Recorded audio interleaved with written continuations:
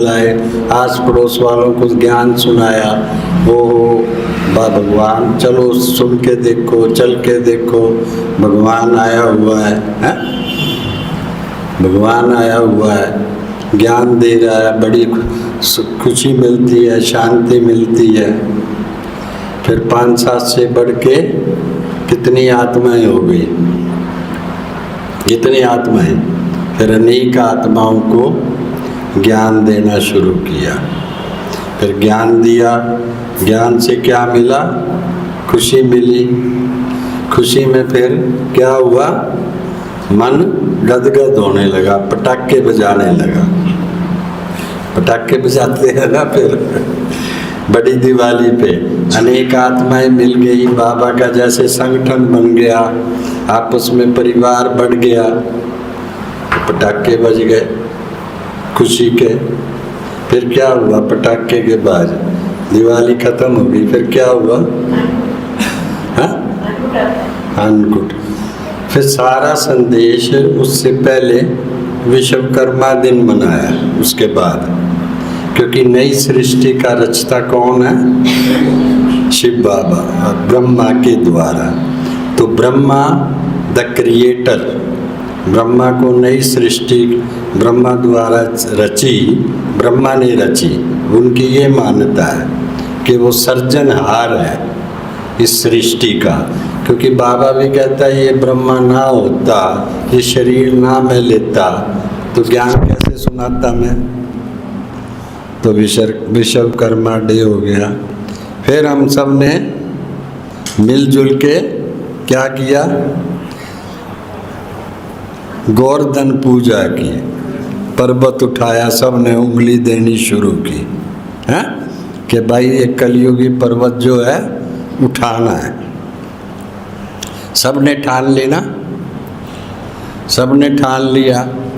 फिर पर्वत उठाने के साथ साथ गोवर्धन पर्वत उठाना है, माना पवित्रता का सहयोग बाप को देना है। बगैर पवित्रता के नई दुनिया स्थापन नहीं हो सकती। फिर उसके बाद क्या किया? पर्वत भी उठा लिया, क्योंकि पवित्र बनना है, पवित्रता का सहयोग चाहिए। फिर लास्ट 2 दिन कौन सा आया? अन्नकूट है, आज अन्नकूट है ना। अन्नकूट का मतलब है वैराग्य, खाने पीने की लालसाएं, इच्छाएं हैं, कपड़े पहनने की इच्छाएं, लालसाएं सब छोड़नी है। अन्नकूट का मतलब बाबा भी कहता है दाल चावल खाओ, दाल भात खाओ और बाबा को याद करो। हमने दाल चावल के बदले हमने कढ़ी बना ली। कढ़ी भी फरी बनती थी पहले, तो लस्सी होती थी घरों में, खाया, थोड़ा सा बेसन मिलाया और उबाली और कढ़ी तैयार हो गई। मतलब कम से कम ये फरी की सब्जी गिनी जाती थी कढ़ी, क्योंकि चने बड़े सस्ते होते थे, बड़े सस्ते होते थे ना चने। लस्सी घर की होती थी नहीं। तो ये सबसे सस्ती सब्जियों में, बाहर की सब्जियों में सबसे सस्ती। अब तो कढ़ी बहुत कम बनती हैं। पहले जब सब घरों में पशु आदि रखते थे, गाय या भैंस, अक्सर तीसरे चौथे दिन कढ़ी बनती रहती थी रूटीन में। फिर कढ़ी माना ये वैराग्य की निशानी है। लिमिटेड सोर्सेज, हमारे पास जो कुछ है हमने उसमें गुजारा करना है, और उसमें गुजारा करके हमने अपना जो भी एक्स्ट्रा हमारा धन बचता है वो अन्य आत्माओं की कल्याण के लिए, उनका उत्थान करने के लिए, उनको ऊंचा उठाने के लिए, उनको पवित्र बनाने के लिए उस सेवा में लगाना है। जिन्होंने ये सारे त्योहार मनाए तो असली उन आत्माओं का ही दीप जला है। जो व्यवहारिक लाइफ में, प्रैक्टिकल लाइफ में जिसने ये 6 के 6 त्योहार मनाए, उनका समझो आत्मा का दीपक यथार्थ जल गया, जो फिर कभी बुझने वाला नहीं है। जो मन में, जिसके मन में ज्ञान का प्रकाश आ गया, ज्ञान आ गया, प्रकाश हो गया, तो फिर अंधेरा खत्म हो गया ना। तो वो आत्मा, अंधेरा खत्म होने का मतलब है कैसी भी परिस्थिति जीवन में व्यक्ति के आती हैं, कितनी भी बातें जीवन में आती हैं, वो प्रकाश होता है तो वो कभी उन परिस्थितियों से, समस्याओं से कभी ठोकर नहीं खाएगा। उनको सहज रीति से, उन समस्याओं को, उन बातों को, सहज परिस्थितियों को पार कर लेगा। तो असली दिवाली ये है।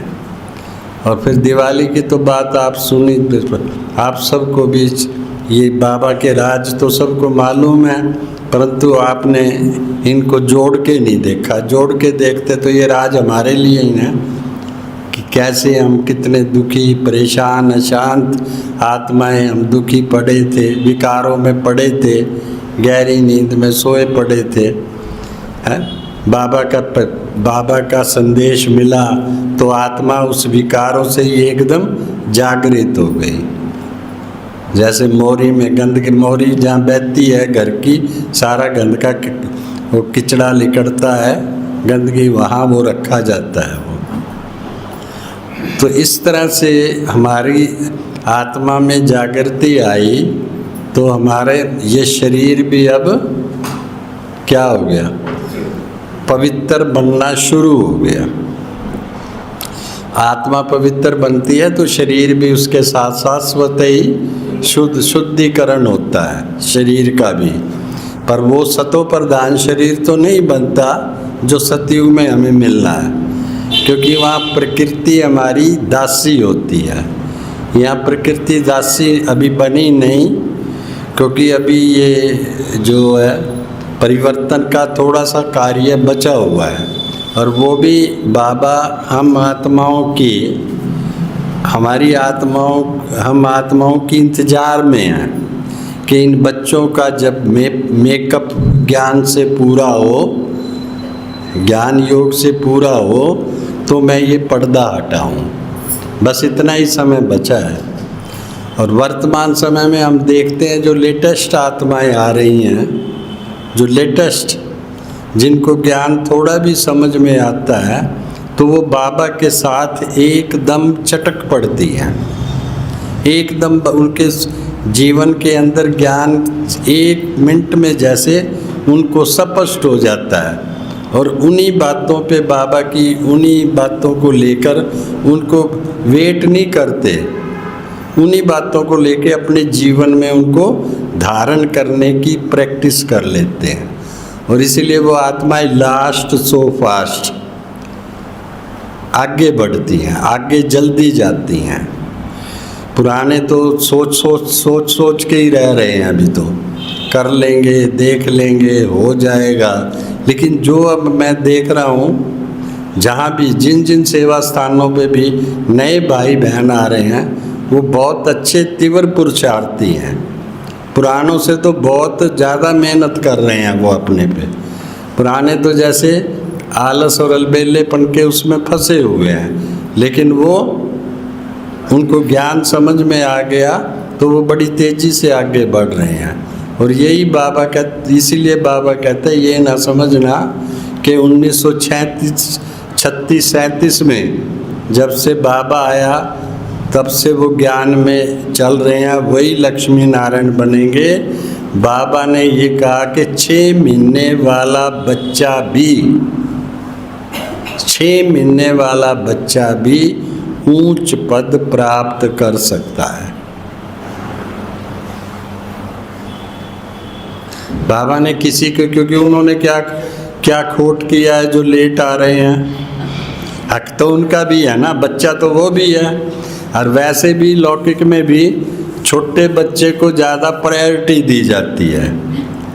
लौकिक में भी प्रायोरिटी देते हैं ना, भाई ये छोटा है, भाई तू जो मर्जी ले ले, हम बाद में बांट के दे देना, पहले इसको दे दो।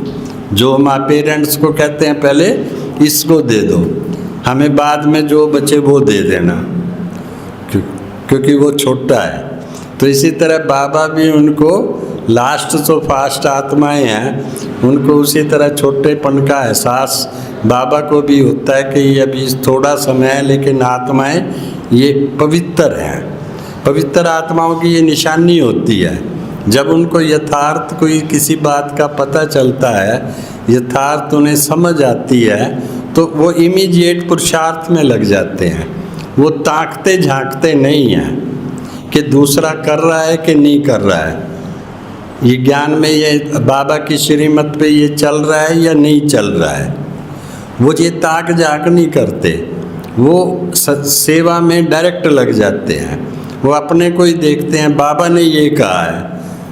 वो किसी को देख के पुरुषार्थ नहीं करते, वो स्वयं ही पुरुषार्थ करते हैं, इसलिए वो जल्दी आगे बढ़ जाते हैं। जो देख के पुरुषार्थ करता है, भाई ये तो बाहर का खाता है तो हम भी बाहर का खा सकते हैं, क्योंकि पुराने हैं, हम भी बाहर का खा सकते हैं, तो वो बाहर वालों को देखता है। जो बाबा के बच्चे ओरिजिनल है, वो किसी को नहीं देखेंगे। बाबा ने कहा भाई भिखारी के हाथ का नहीं खाना तो नहीं खाना, बात खत्म हो गई। इसमें सोचना करना थोड़ी है। ये बाबा ने जैसे कहा, अभी 4-5 दिन पहले कहा ना, कम से कम क्लास में मुरली सुनने में, मुरली से 15 मिनट पहले कम से कम योग में 15 मिनट से आधा घंटा बोला ना बाबा ने, कम से कम 15 मिनट बाबा ने बोला। कम से कम 15 मिनट पहले मुरली शुरू होने से पहले क्लास में बैठना चाहिए। कहा या नहीं कहा? किस किस ने सुनी मुरली है? सबने सुनी है ना? मैं तो नहीं कह रहा, बाबा ने कहा कि कम से कम 15 मिनट पहले क्लास में होना चाहिए, वो प्रेजेंट होना चाहिए। क्यों? क्योंकि 5-10 मिनट लग जाते हैं। अपने को गृहस्थी हैं, घर से काम धंधा छोड़ के आते हैं, आगे की छोड़ने के बाद की भी प्लानिंग सारी बुद्धि में रहती है, तो उन प्लानिंग को भूलना और यहाँ तक पहुँचना, करना, बैठना, तो 5-7 मिनट सेटिंग में आत्मा को लग जाते हैं। फिर सेटिंग होने के बाद फिर पुरुषार्थ शुरू होता है हमारा कि हम आत्मा है। फिर प्रैक्टिस करते हैं आत्मा समझने की। फिर जो मुरली आत्मा समझ के मुरली हम सुनते हैं या बाबा को याद करते हैं, तो फिर उसमें हमें मेहनत नहीं होती। मुरली भी उनको यथार्थ बुद्धि में बैठती है, जिसको सिंपल भाषा में कहते हैं ये मुरली एकाग्र होके सुनता है। इसको मुरली सारी सुनाते हैं ना, सारी याद भी हो जाती है। पॉइंट्स, कोई भी पॉइंट पूछो वो फटाफट जवाब देते हैं। जो आलसी है, अलबेले हैं, टुलक के क्लास में आ रहे हैं, मुरली शुरू हो गई, बीच में आ रहे हैं, उनसे कोई प्रश्न पूछ लो जवाब ही नहीं होगा, उनके बाद जवाब नहीं मिलेगा। जिसने कंसंट्रेट होके टाइम पे आके मुरली सुनी होगी, बैठा होगा 15 मिनट 10 मिनट बाबा की याद में, वो उत्तर भी प्रॉपर देता है। उनकी जैसे जो प्रॉपर उत्तर देता है, उससे पता चलता है कि ये बाबा की याद में मुरली सुन रहा है या सुन रही है। ये सारी निशानियां हैं। आप भी यहाँ बैठोगे ना, आप भी सारी बात समझ जाओगे। समझाने की ज़रूरत नहीं, आपको भी पता लग जाएगा कौन मुरली अच्छी तरह से ध्यान से सुन रहा है और किसको मुरली बाबा की याद में सुन रहा है, पता चल जाता है। कौन टाइम पास कर रहा है, सब पता चल जाता है। जो पढ़ाई एकाग्रचित होके पढ़ेगा तो याद रहेगी कि नहीं रहेगी? जो एकाग्रचित होकर नहीं पढ़ेगा उसको कैसे याद रहेगी पढ़ाई? नहीं याद रहती। तो बाबा के जो, इसलिए ये त्यौहार भी बाबा ने तो कहा था दिवाली तुम्हारे लिए क्या है, तुम्हें दिवाली मनानी नहीं चाहिए, और हमें फुर्सत नहीं दिवाली से। हैं? और बहन जी 10:30 बजे से पूजा बहन हमारी 10:30 बजे से चश्मा लगा लगा के देख रही है कि आत्माएं आए, क्योंकि हम तो आग बैठे। हमें तो कहा था सर कितने बजे आओगे, कितने बजे आओगे। मैं कहा हम आ जाएंगे, टाइम से पहले आ जाएंगे। हम तो 9:45 बजे पहुंच गए और ये बुआ खोल खोल के देख रही है कि कब मेरे क्लास के स्टूडेंट आए और ये वो कृष्ण भाई तो लिटा दिया, तू सो जा। जब ये आएंगे ना फिर तुमको जगा लेंगे। वो रेस्ट में भेज दिया। और अभी भी बार बार दरवाजा खोल के बाहर देख रही है, कितने आ गए, कितने आ गए। मैं कहता बहन जी मैं जाता हूँ, कितने भी आ गए। हमने समय को देखना है, ये कितनों को देखना है, हैं? बाबा समय को देखेगा या देखेगा ये भी जिसका मेकअप नहीं तैयार हुआ छोड़ देगा उसको, हैं? जो भी इस ज्ञान की मुरली से मेहनत करके पुरुषार्थ करके आत्मा की सफाई करता है, आत्मा की मैल उतारता है, वही आत्माएं सतयुग के आदि में आने की अधिकारी बनती हैं। जो क्लास के आदि में आता है, माना पहले आता है, शुरू में आता है, वो भी समझ लो उसकी सतयुग में आदि की सीट पक्की है। जो टुलक आते हैं वो फिर सतयुग में भी ऊपर से टुलक धीरे धीरे, क्योंकि सतयुग में तो 9 लाख चाहिए, हैं? कितने चाहिए? इकट्ठे 1 करोड़ तो नहीं आएंगे ना सतयुग में। कब आएंगे, कैसे? धीरे धीरे आएंगे। तो फिर टुलक आएंगे तो धीरे धीरे आएंगे। वैसे भी लौकिक में देखो आप, ये जो पहले हम हाथ से कपड़े जो धोते हैं आज भी, उनके कपड़े कितने साल चलते हैं? कितने साल चलते हैं? फटते ही नहीं हैं। ओरिजिनल बात ये है कि कपड़े फटते ही नहीं हैं। और जो ये वॉशिंग मशीन में कपड़े धोते हैं उनका क्या हाल है? हैं? 6 नहीं तो साल 1.5 साल में उनके। तो इसी तरह ही आप जो अपनी मैल खुद उतार रहा है वो पूरा सतयुग के से शुरू से लेकर एंड तक आएगा। और जो वॉशिंग मशीन में जाएंगे, हैं? क्योंकि वो फिर वॉशिंग मशीन में क्या होता है, केमिकल डालते हैं। यहाँ तो नहीं, ये जो धोबी कपड़े धोते हैं ना, या अपने मधुबन में भी कपड़े धुलाई होते हैं, क्योंकि वहाँ 1500 भाई बहनों के रोज कपड़े धुलाई होते हैं, मिनिमम 1500 लोगों के। तो कितने कपड़े हो गए? 3000 कपड़े हो गए। ये 3000 कपड़े ये हाथ से धुलेंगे, हैं? फिर क्या करेंगे? वो बड़ी बड़ी वॉशिंग मशीनें हैं, उनमें केमिकल डालते हैं, साबुन सर्फ जो सिस्टम है डालते हैं, मशीन घुमाती है, वो मशीन ही घुमाती है, मशीन ही सुखाती है, और वो फिर बाहर निकाल के सुखा देते हैं। तो उन मधुबन वालों के कपड़े 1.5 साल से 2 साल से किसी के भी ज़्यादा चलते नहीं। और जो भाई हाथ से धुलाई करते हैं उनके फटते नहीं हैं। तो ये भी आप खुद सोच लो, मैल अपने आप उतारना है या मशीन में, माना धर्मराज के डंडों से उतारना है? जो डंडों से उतरवाएंगे वो क्या होंगे, हैं? वो लेट आएंगे, क्योंकि उनकी सतयुग की लाइफ थोड़ी 1.5-2 साल, माना पूरे 1250 साल। बाबा ने अभी कहा था, 3-4 दिन पहले ही कहा था, अरे सतयुग में पहला जन्म जिसने नहीं देखा उसने क्या देखा। अब ये बात ज्ञान बाबा तो बता रहा है ना, क्लियर बता रहा है। अब नहीं किसी के समझ में आ रही, बाबा क्या करे? बाबा का तो कोई कसूर नहीं है ना। तो इसलिए टाइम पे आगे बढ़ना है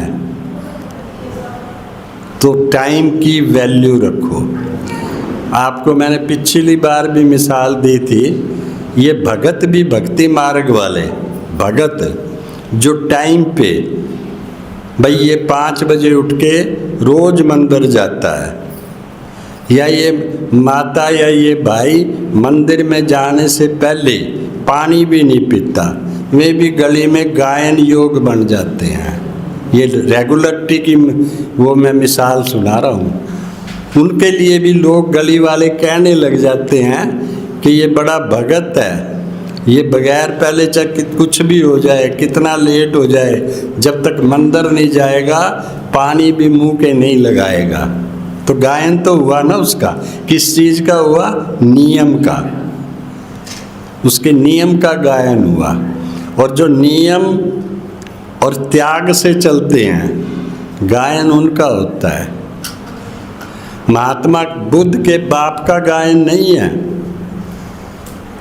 वो सारे भारत का महाराजा था महात्मा बुद्ध। और वो गौतम बुद्धा लड़का रात को अंधेरे में बच्चों को, बीबी को छोड़ के चुपचाप, ना तो कोई कपड़े साथ लिए, भाई 2 कपड़े तो डाल लो, पता नहीं आगे कुछ मिले क्या नहीं। यहाँ तो मधुबन में जाना ना, मधुबन 1 दिन का रास्ता, रोटियां 3 दिन की बांध के लेके जाते हैं। और उसने तो 2 दिन के 1-2 दूसरी ड्रेस भी नहीं उठाई, ना उसने कोई टिफिन साथ लिया, भाई मैं जा रहा हूँ, पता नहीं मुझे कहीं खाना मिलेगा कि नहीं मिलेगा, क्या होगा नहीं क्या होगा। सोचा उसने, संकल्प आया, त्याग किया, और त्याग किया तो आज विश्व में किसकी मान्यता है? उसके बाप को कोई याद करता है? मीरा की मान्यता, मीरा भी कम थी क्या? वो भी तो राजकुमारी थी, राजाई फैमिली की थी, उसका ससुर भी सास भी महाराजा महारानी थे या नहीं थे? लेकिन उसने एक के साथ संबंध जोड़ा, बाकी सारे राजाई ठाट सब कुछ त्याग किया, तो वो मीराबाई, कितना आज उसका दुनिया में नाम है। तो नाम कोई इन पंखों से और इनसे ड्रेसों से नाम नहीं होता, नाम होता है त्याग और तपस्या से। ब्रह्मा बाबा ने 1 सेकंड में निश्चय हुआ बाबा के पे, तो सब कुछ त्याग दिया कि नहीं त्याग दिया? मुड़ के दुकान भी नहीं जाके संभाली कि दुकान पे क्या होगा क्या नहीं। तो क्यों नहीं बाबा नारायण बनेगा? क्यों नहीं बनेगा? वही बाबा कहता हमारे में इतना भी त्याग नहीं है। कितना त्याग हमें चाहिए, हम अपने समय का ही त्याग, प्रॉपर समय को ही प्रॉपर यूज नहीं कर पा रहे। बाबा लाइट वे में शिक्षा देता है, वो उसमें नहीं देता, हार्ड में नहीं कहता। वो कहता बच्चों को कम से कम प्यार से कहता है, लेकिन अंदर उसके डांट होती है। कम से कम क्लास में 15 मिनट पहले ज़रूर आना चाहिए, वायुमंडल बनाना चाहिए। एक तो 4 मोमबत्तियाँ यहाँ जल रही हों, और एक ये सारा क्लासरूम, जितने कुर्सी रखी हैं उतने भाई बहन बैठे हो और सबकी बत्ती जल रही हो, तो लाइट किसकी ज़्यादा जाएगी? 4 की जाएगी या संगठन की जाएगी? इसी तरह हम एक तो संगठन में सारे योग कर रहे हैं, उसके वाइब्रेशन ज़्यादा टावर, उसका पावरफुल टावर बनेगा हमारा यहाँ से या नहीं बनेगा? 1-2 जने बैठ के योग कर रहे हैं तो संगठन में, इसलिए संगठन में शक्ति है। तो संगठित योग तो तभी हो सकेगा ना हमारा, जब सारे भाई बहन ये संकल्प करेंगे कि नहीं हमें इस टाइम हर ज़रूर क्लास में पहुंचना ही है, चाहे कुछ भी हो जाए। तो आपके नंबर पूरे जमा होंगे। और कुर्सी आपकी बताया ना, 9 लाख कुर्सियाँ हैं सतयुग में, एक भी बढ़ने वाली नहीं है। अगर इस तरह के नियम को फॉलो अप नहीं करेंगे तो कुर्सी तो छुट्टी छुटाई पड़ी है। दुनिया पता नहीं कितने लोग आपकी कुर्सी के पीछे चक्कर काट रहे होंगे, ये कद उठे हैं। जब भीड़ ज़्यादा हो, कुर्सियाँ थोड़ी हो, देखते हो ना बाहर वाले कैसे ताक रहे होते हैं, जैसे चील चूहे को देख रही होती है, कौन सी कुर्सी से उठे और मैं बैठूं। तो वो हाल हम आत्माओं का अंतिम समय में होगा। अगर अभी से कुर्सी पकड़ के बैठे रहेंगे, सोमान की कुर्सी, बाबा की श्रीमत की कुर्सी, अपने नियम मर्यादाओं की कुर्सी, फिर तो कुर्सी जाएगी बच, फिर तो हारने का रास्ता ही नहीं। और कुर्सी छोटी तो कुर्सी पे बैठने वाले तो हजारों हैं। इसलिए क्या करेंगे आगे से? बाबा की मुरली को क्या करेंगे? 15 मिनट पहले आके सवेरे क्लास में 15 क्लास का टाइम रखवा लो आप 7 बजे का। हम इस बात की समस्या नहीं है, लेकिन 7 बजे का मुरली का टाइम रखवाओ। तो ये याद रखना, नहीं तो आज के हम देखते हैं प्रैक्टिकल में मुरली का टाइम चेंज कर दो। जिसने रेड लाइट ख़त्म होने के बाद आना है, 6:30 था तो भी रेड लाइट बंद होती थी, सफ़ेद होती थी, तो भी उसने 6:30 आना है। 7 बजे का कर दिया तो भी लाइट सफ़ेद होगी, तो उसने आना है। ऐसी स्थिति, अपनी मनोस्थिति ऐसी न बनाओ। तो टाइम को ही रख लो। मैं टाइम के लिए नहीं कि भाई जल्दी होती है वो होती है, लेकिन जो भी टाइम आप सब आपस में भाई बहन सारे एक मत होके, ये नहीं कि 4 तो कह रहे हैं ये और 20 कह रहे हैं भाई ये टाइम होना चाहिए, भाई 4 कहें नहीं जी हम तो आ नहीं सकते, नहीं, उनको 4 को भी एडजस्ट अपने को करना चाहिए। करें या ना करें उनकी मर्जी है। और टाइम पे मुरली पे फिर आपके संगठन में देखो यहाँ का